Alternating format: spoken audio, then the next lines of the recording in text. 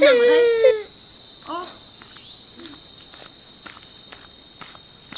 Ôi cháu ơi. Ôi. Có ai nằm ở đây? Cháu ơi, sao lại nằm ở đây? Cháu ơi, sao lại nằm ở đây? Ui ôi, chắc đi nhà bé trai này. Cháu ơi. Ui ôi. Ôi ôi. Dậy đi cháu ơi. Ôi ôi.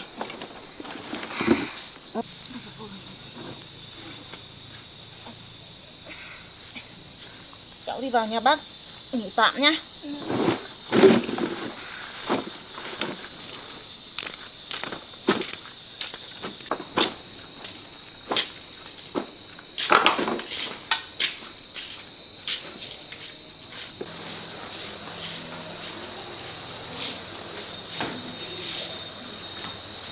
Ôi.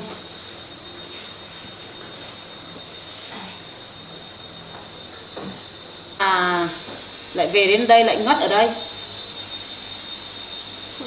Hai mẹ con đi nhặt bé trai à?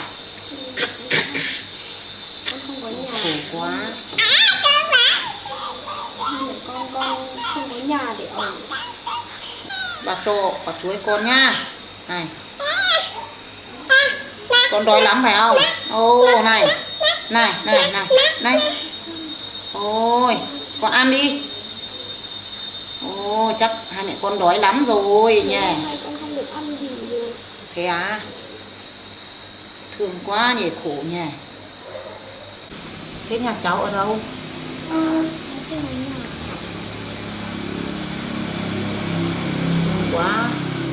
Thương thằng bé quá nhỉ. Ôi. Cháu uống nước đi này.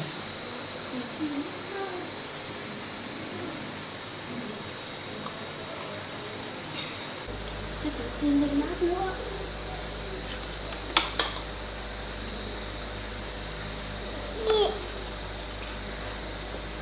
Ăn từ từ thôi con. Chắc đói quá rồi.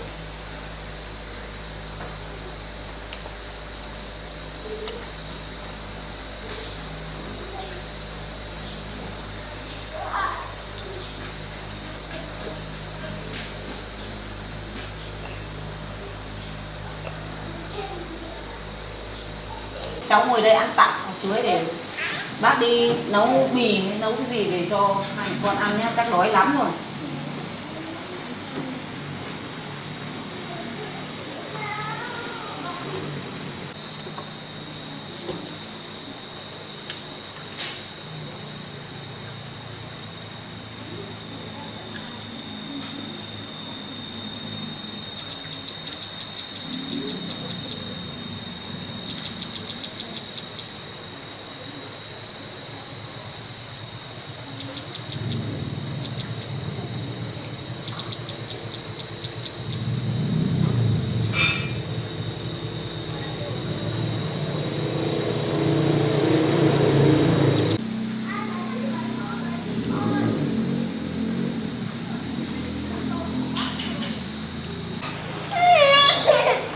Đây, hai mẹ con ăn tạm bát mì.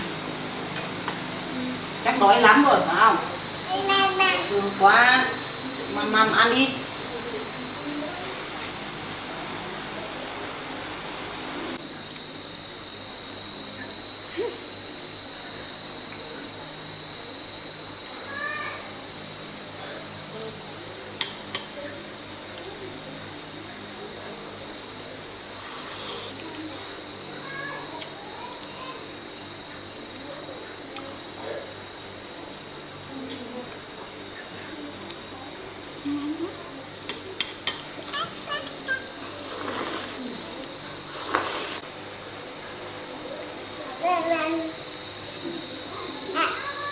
Để bác bé thằng cu cho cháu ăn nào. Để cháu ăn. Ôi, bà thương nha. Ôi, ôi để mẹ con ăn.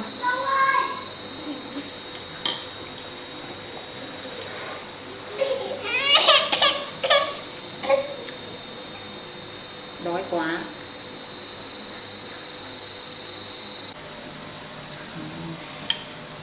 Mẹ cho con ăn.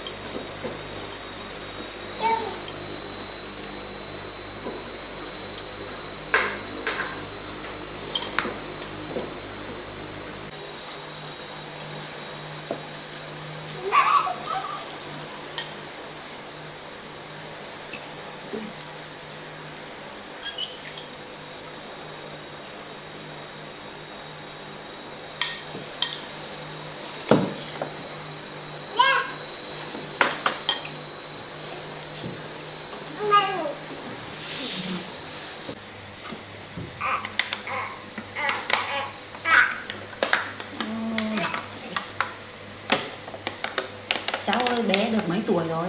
Cháu được hơn 1 tuổi ạ.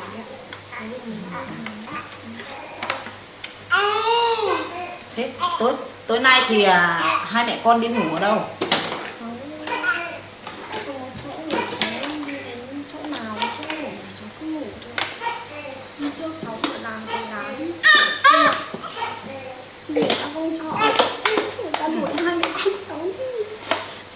thế á? Ôi dồi ôi, thương quá. Thương hai mẹ con quá nhỉ. Rồi, thế thì Cảm thấy không có nhà gì. không có chỗ nào ngủ rồi. Mà hai mẹ con thấy Thương quá. Ôi. con thấy chơi bán lấy gì ăn, có gì để ăn chứ có một chó ở. Thế hai mẹ con không có chỗ ở thì bác có cái lán ở ngoài kia. Lúc nữa bác cho tí đồ xong là cho hai mẹ con ở tạm mấy hôm nhá. Con cảm ơn. Thương quá nhỉ. Ôi thương hai mẹ con quá. Ôi.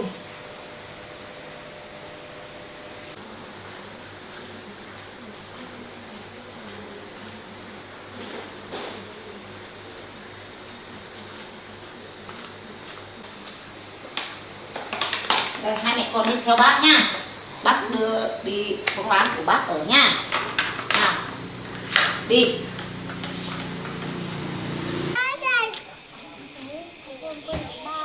À, cái bao thì cháu cứ để đấy, lúc nào khỏe thì đi lên lấy. Dép rách hết thế này à? Cái bác cho một đôi nhá. Đây, đi đôi này. Này, ôi rách hết rồi.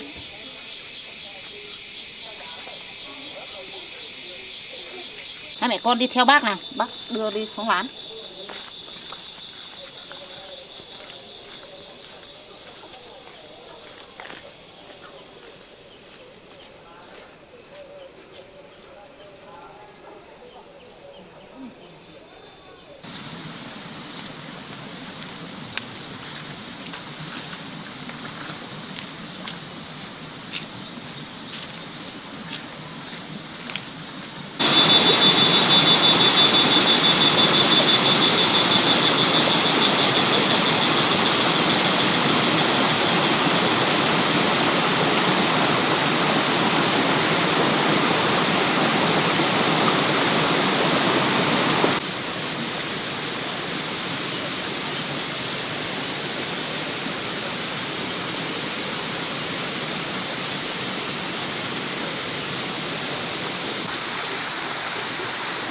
Hai mẹ con vào đây nào.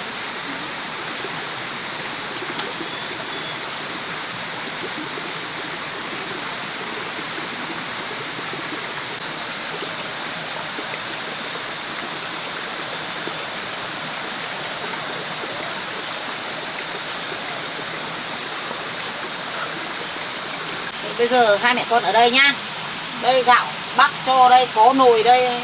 Hai mẹ con hôm nay ở đây khắc nấu cơm nấu cháo ăn nhá. Nước thì ra lấy ở đằng sau này. Bác đi về đây nhá. Được ngoan nhá, ở đây với mẹ nhá. Không, hai mẹ con thiếu gì thì lên nhà bác tìm nhá. Bác đi về đây. Vâng, bác về đây.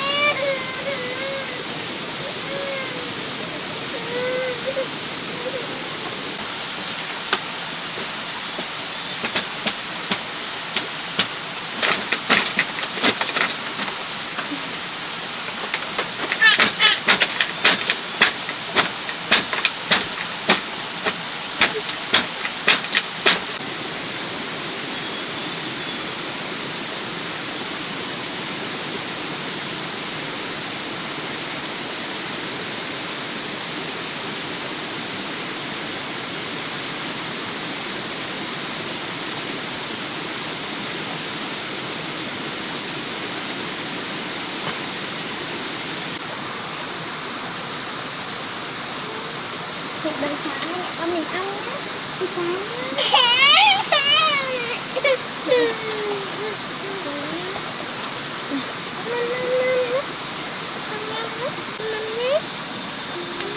em đói chưa? Em đói nhé.